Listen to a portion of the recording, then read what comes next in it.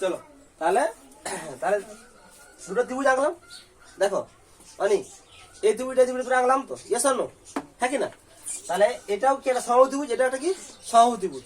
তাহলে আমরা কি সমবাহু ত্রিভুজের প্রত্যেকটা কোণের মান কত? 60 ডিগ্রি। সমবাহু ত্রিভুজের প্রত্যেকটা কোণের মান কত? 60 ডিগ্রি।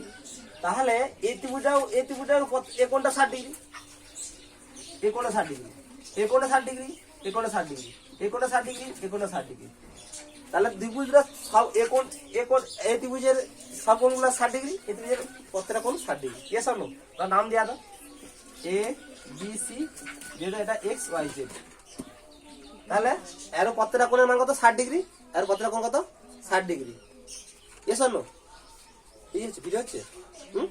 তাহলে কি হচ্ছে, এটা ত্রিভুজ এবিসি, এটা হচ্ছে কি 60 ডিগ্রি, এটাও কি প্রত্যেকটা কোণের মান 60 ডিগ্রি। কি ত্রিভুজটা সর্বসম নয়, কারণ কি এই বাহুটার সঙ্গে কি বাহুটা মিলে যাচ্ছে? এবারে ছোট তো, এবারে কত বড় না, ইয়েস অর নো? এই বাহুটা কত ছোট, তাহলে কি, তাহলে তুমি যদি এই ত্রিভুজটা যদি এখানে বসাও তাহলে এখানে বসে যাবে, এটা কি এবং পুরোটা মিলবে? Yes or no? মিলবে নি তো, ক্লিয়ার বলা আগে, হ্যাঁ? এই ত্রিভুজের সঙ্গে এই ত্রিভুজটা কি এই ত্রিভুজের উপর মিশে যাবে? মিলবে কি? মিলবে নি। তার মানে আমরা কি বলেছি যে ত্রিভুজের সর্বসম তখনই বলবো যে যদি এই ত্রিভুজের উপর পুরোপুরি মিলে যায়, তখন আমরা কি বলবো? সর্বসম বলবো। কিন্তু তারপর তো এর ভিতরে বসে যাবে, ইয়েস অর নো? তাহলে এই বাহুগুলো তো মাপ সমান নয় না, এটা কি সমবাহু ত্রিভুজ, এটাও সমবাহু ত্রিভুজ, তাহলে এই বাহুগুলোর সাথে এই বাহুগুলো মিলে যাচ্ছে না, ইয়েস অর নো? তাহলে এটাকে বলা হয় সদৃশ্যকোণী ত্রিভুজ। কি ত্রিভুজ? সদৃশ্যকোণী ত্রিভুজ, সদৃশ্যকোণী ত্রিভুজ। কি ত্রিভুজ? সদৃশ্যকোণী ত্রিভুজ। ক্লিয়ার না? ক্লিয়ার না? এই ক্লিয়ার না? ক্লিয়ার না? তাহলে প্রথম তিনটা শর্ত হয়ে গেল। তাহলে এটা হচ্ছে সর্বসম ত্রিভুজের শর্ত নয়, এটা সর্বসম ত্রিভুজের শর্ত নয়। ক্লিয়ার না? ক্লিয়ার না? তাহলে আমরা ত্রিভুজকে সবসময় কখনই বলবো তিনটা শর্ত। প্রথম শর্ত সাইড সাইড সাইড, তারপর অ্যাঙ্গেল সাইড অ্যাঙ্গেল, তারপর সাইড অ্যাঙ্গেল সাইড। এই তিনটা কন্ডিশন যদি একটা কন্ডিশন যদি সিদ্ধ করে, একটা কন্ডিশন যদি সিদ্ধ করে বা যদি স্যাটিসফাইড করে যাকে বলে আর কি, তখন তারা বলবো যে ত্রিভুজ দুটা কি হবে? সর্বসম। ক্লিয়ার না? ক্লিয়ার না? বল ক্লিয়ার তো? ওকে। আচ্ছা, আরেকটা শর্ত আছে। আরেকটা কি আছে? আরেকটা শর্ত আছে, যেটা আছে রাইট হ্যান্ড সাইড। কি সাইড?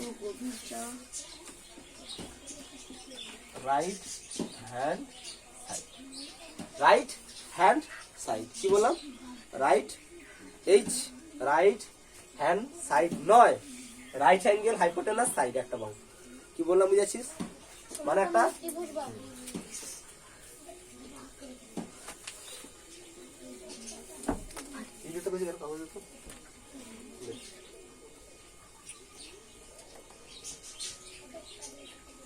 তাহলে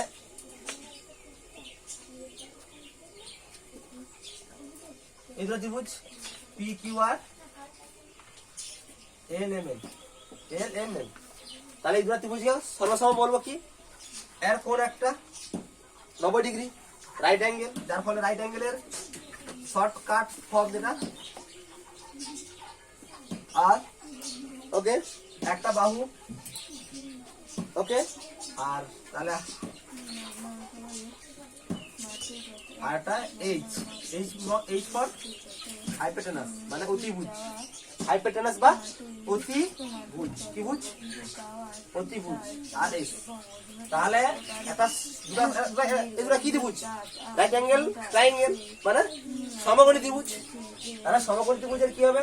একটা কোণ 90 ডিগ্রি, এরও 90 ডিগ্রি, এর এই বাহুটার সঙ্গে বাহুটা সমান হবে। এবং অতিভুজ, এটাকে কি বলা হয়? সমকোণী ত্রিভুজকে কি বলা হয়? অতিভুজ বলে। সমকোণী ত্রিভুজকে কি বলা হয়? অতিভুজ বলে তো। তাহলে এর অতিভুজ আর এর অতিভুজ কি হবে? যদি মিলে যায় তখন কি হলো? দুটো ত্রিভুজ কি বলবো? সর্বসম ত্রিভুজ বলবো। কি বলছি? ক্লিয়ার না? ক্লিয়ার না? হেই ক্লিয়ার তো? তাহলে কি বললাম? এই ত্রিভুজটাকে কখন সর্বসম বলবো? যদি আর একটা কোণ 90 ডিগ্রি, আর একটা বাহু মিলে যায়, এবং এর অতিভুজের সঙ্গে এর অতিভুজ যদি মিলে যায়, তখন বলবো যে কি? Right hypotenuse side, right angle যেটা আর কি। তাহলে এই শর্তে বলবো যে ত্রিভুজ দুটা সর্বসম। ক্লিয়ার না? ক্লিয়ার না? বল ক্লিয়ার না? ক্লিয়ার না? বল।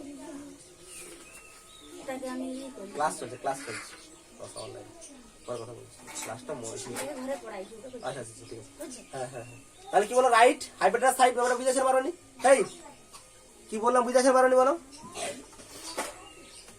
ক্লিয়ার না বল তাহলে ত্রিভুজটা কখন সমান বলবো তাহলে ব্যাপারটা যে এর একটা কোণ এর একটা কোণ সমান এর একটা ও এর একটা ও সমান আর কি আর এই অতিভুজ আর অতিভুজটা কি সমান যদি হয় তখন ত্রিভুজটা সব বলবো ক্লিয়ার না বল আগে নাহলে আরেকবার বলবো